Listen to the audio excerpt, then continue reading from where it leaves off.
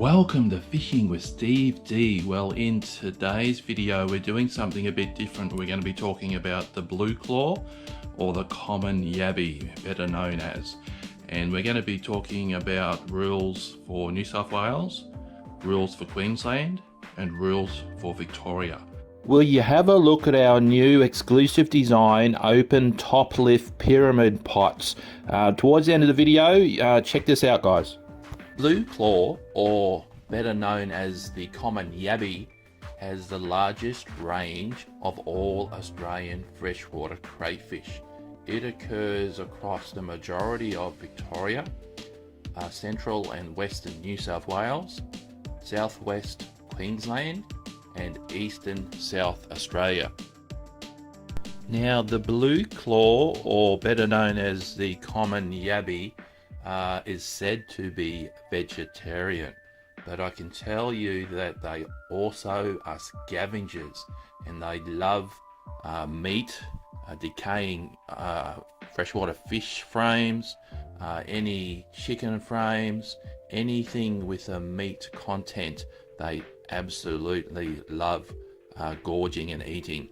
A good idea would be to mix your fish flesh or fish frames, chicken frames, meat frames, kangaroo carcass, whatever meat or leftover meat content you're using, and mix it with the vegetable content as well, and give them a cocktail of different types of foods, and this will increase your catches. So let's jump in and have a talk about New South Wales. So there is a possession limit of 200 blue claw or common yabbies in your possession at any one time. So females with eggs and the young must be returned to the water. So this is where it gets a bit confusing and a bit interesting. So yabbies, or the blue claw or the common yabby, caught in shrimp traps, which you're allowed one per person in New South Wales, used lawfully to take freshwater shrimp, may also be taken blue claw or the common yabby. Do not use traps and nets in trout waters except hoop or open pyramid top lift nets in Goon Dam, Lakes Lyell, Wallace, Yucca Bean, and Gender Mine to take yabbies. So I'll just go through that again. So you're allowed to use your shrimp trap or your bait trap, one per person in New South Wales. However, in those areas I've just read out, those lakes, the trout country, you're not allowed to use any open top lift nets, whether they're the pyramid open top lift nets or the bigger hoop nets. Now, any other inland freshwater in New South Wales that is not also closed waters or trout country, you are allowed to use your hoop nets and your open top lift pyramid pots. Now let's have a talk about the float labelling. So on the very top of your float, you are to write, you'll have the letters PN, your name, your year of birthday or when you were born, and your postcode. In New South Wales, you will require a fishing license when yabby blue claw fishing. Now let's have a talk about Victoria.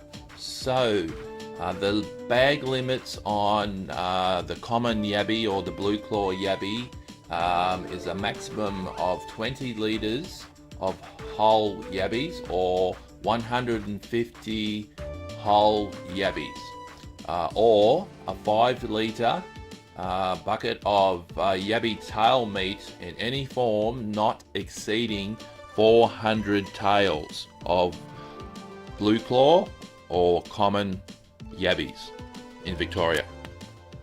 So how many yabby nets can you have in Victoria and also New South Wales, as they are in line with each other? Well, you can have up to 5 yabby nets, which comprise of either the open top lift nets or the hoop nets, but they must total 5 pots only. Any combination of these 2 pots in Victorian yabby waters and New South Wales yabby waters. Open top lift pyramid pots can be used for most inland Victorian freshwater, except for these 11 rivers and creek systems. Now, I'm not going to read them out, just have a read through these to make sure that you're aware of this. There are 11 rivers and creeks, and just make sure you know about these. And in all other inland waters, combined maximum total of 10 hoop nets or open top lift nets can be used in Victorian yabby waters. So, do the blue claw or common yabbies have a size limit? Well, the answer is no, but in New South Wales you must return the females with eggs back to the water and the young back to the water. And in Victorian yabby and blue claw waters, you are to return females with eggs back to the water. As per Victorian fisheries rules and regulations and New South Wales fisheries rules and regulations, jump onto their website and their Facebook page and check out your local area requirements. Do you need a fishing license when blue claw or yabby fishing in Victoria and New South Wales? Well, the answer is yes.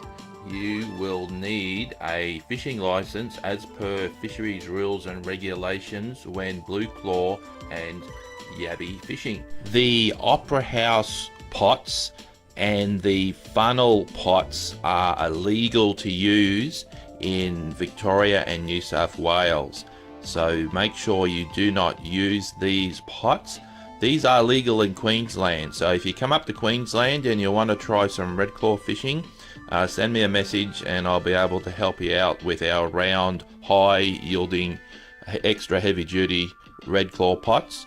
But in Victoria and New South Wales, make sure you never ever use these pots down in Victoria and New South Wales yabby waters.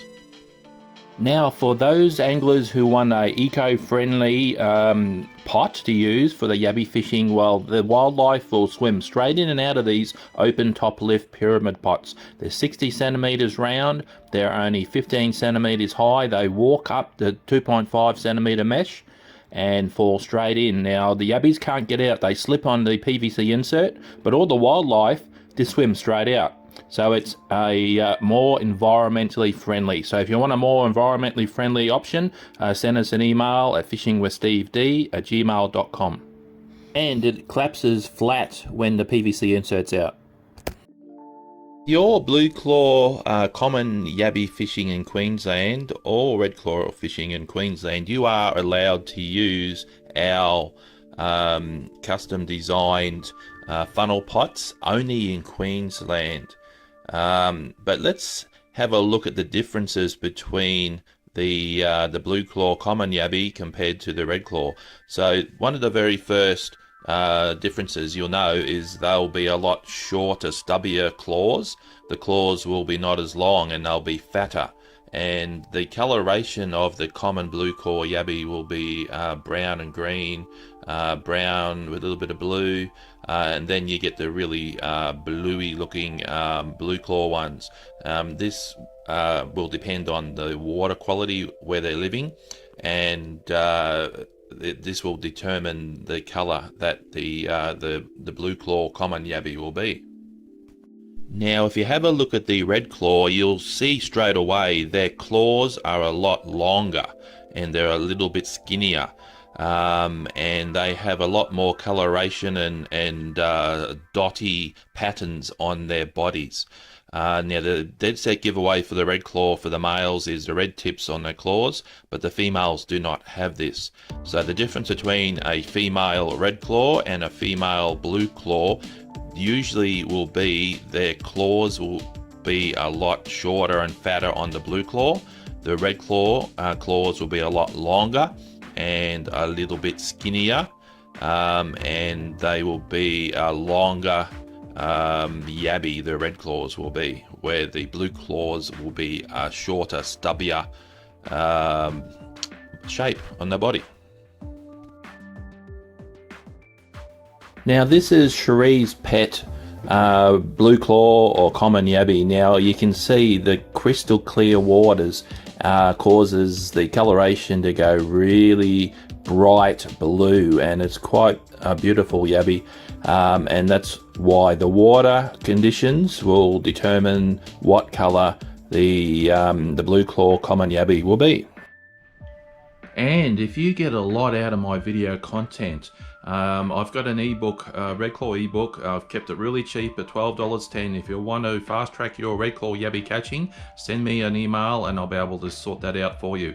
And also, if you wanted to make a small donation, you can, next to the share button down in the below panel, next to the share button, you can click on the thanks button, and the small donation, it all goes to help me making more content and getting out and about there for you in the future videos to come.